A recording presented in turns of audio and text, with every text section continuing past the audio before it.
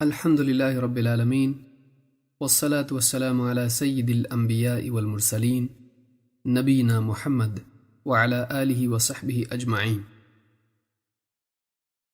دروس رمضان باب 16 روزے دار کو افطار کرانا۔ اسلام ہمدردی اور سخاوت کا دین ہے، اور رمضان اس سخاوت کے اہتمام اور اظہار کا مہینہ۔ روزہ ایک پرمشقت عمل ہے۔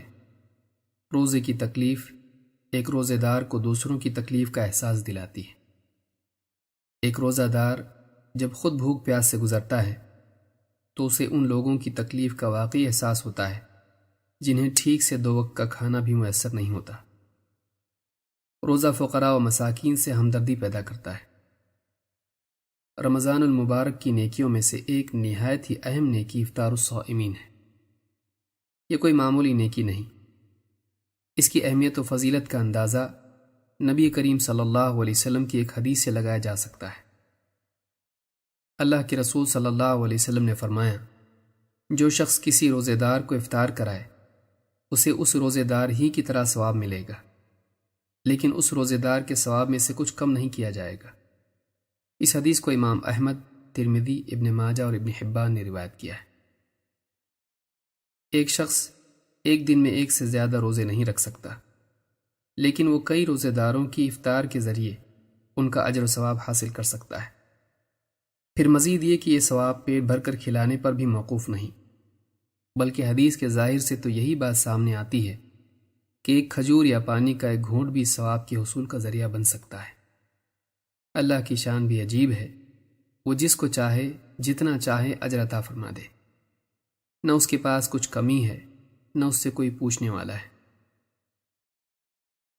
اسلام میں عام انسانوں کو کھلانا بھی ایک عظیم نیکی ہے۔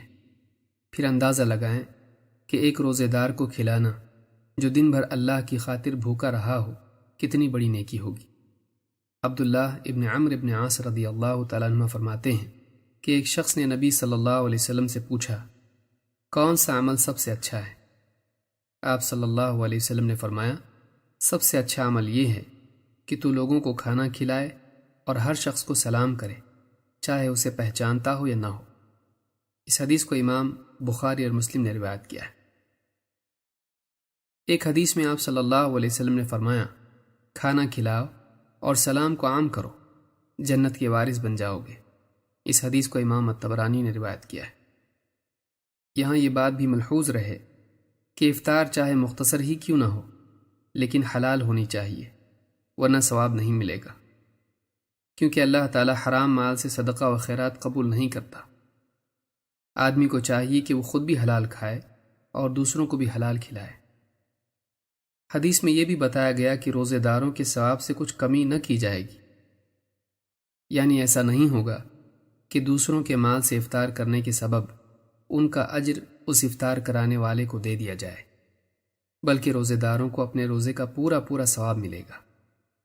لہٰذا اگر کوئی شخص کسی روزے دار کو افطار کرانا چاہے تو بلا عذر انکار نہیں کرنا چاہیے، کیونکہ اپنے مسلمان بھائی کے رزق سے افطار کر لینا اس کی دلجوئی بھی ہے اور نیکی میں اس کی مدد بھی، اور اس میں روزے دار کا کوئی نقصان بھی نہیں۔